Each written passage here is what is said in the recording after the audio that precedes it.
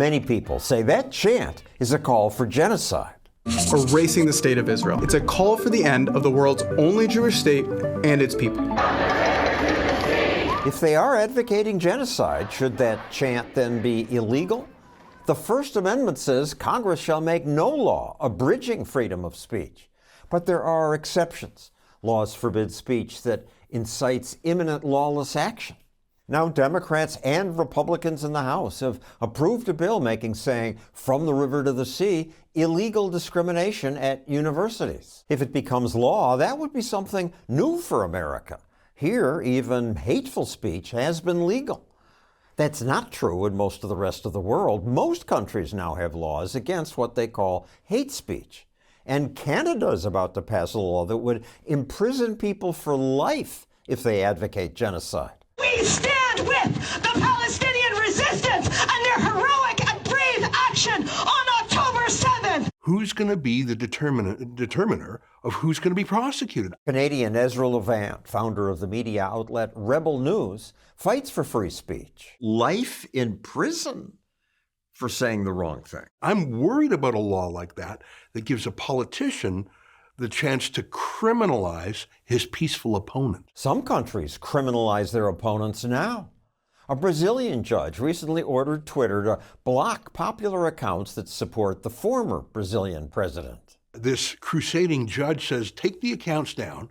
I'm not going to tell you why. Elon Musk said, no, we will lose revenue, but principles matter more. He called the judge Brazil's Darth Vader. And he does resemble Vader. You believe misgendering a transgender person is a hate crime. Why? Scotland recently banned misgendering. Well, gender is a protected characteristic just as much as race. Calling her a man could get you 7 years in jail. The politician who pushed the law says, don't worry. Unless your behaviour is threatening or abusive and intends to stir up hatred, then you have nothing to worry about. Nothing to worry about unless a reasonable person views the speech as insulting and likely to result in hatred.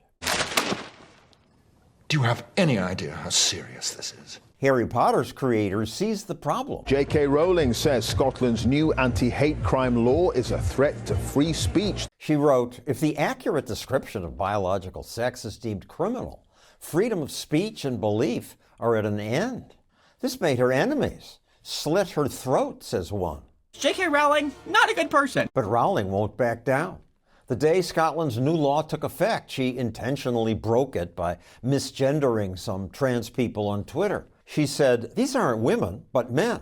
I look forward to being arrested. J.K. Rowling has the wealth to fight a strong defense. She said, anyone who's charged under this, I'm going to repeat their words. Let them come after me. Scottish police chose not to. If you seek the removal of freedoms from an opponent simply on the grounds that they have offended you, you have crossed a line to stand alongside tyrants. She and Elon Musk are the two people in the world who have done more to stop cancel culture. In Britain, police enforce cancel culture.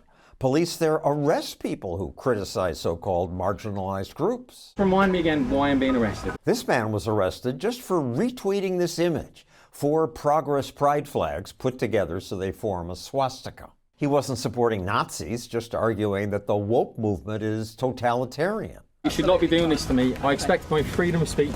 They handcuffed him. Why did they handcuff him? Was he some physical menace? I don't think you're reducing the hate when you police it in that way. But polls show most people say, yeah, we should have rules against spreading hate. But every once in a while, the ability to speak the truth is a more pressing value, even if we're going to hurt a feeling.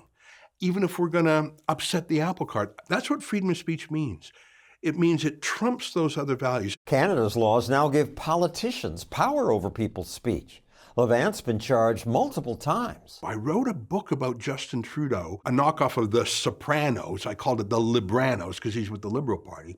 Oh, he hated that book. He hated the cover art, which looked like he was a mafioso. And so I was prosecuted.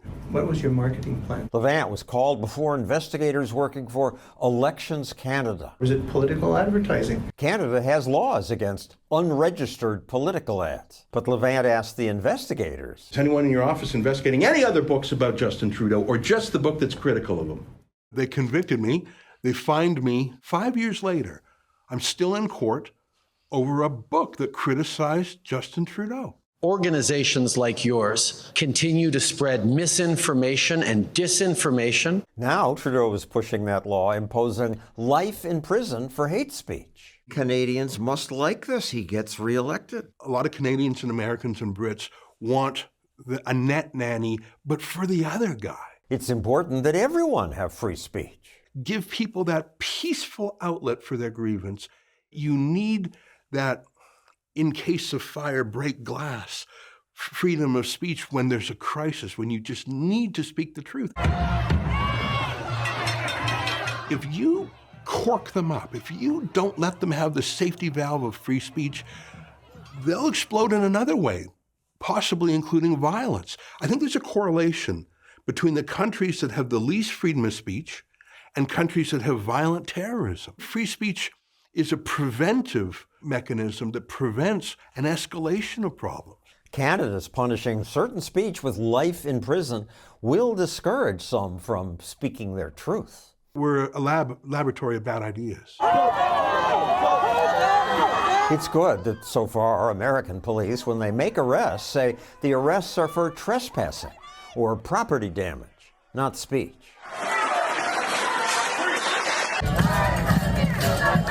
I don't agree with what these people say, but I'll defend everyone's right to say it.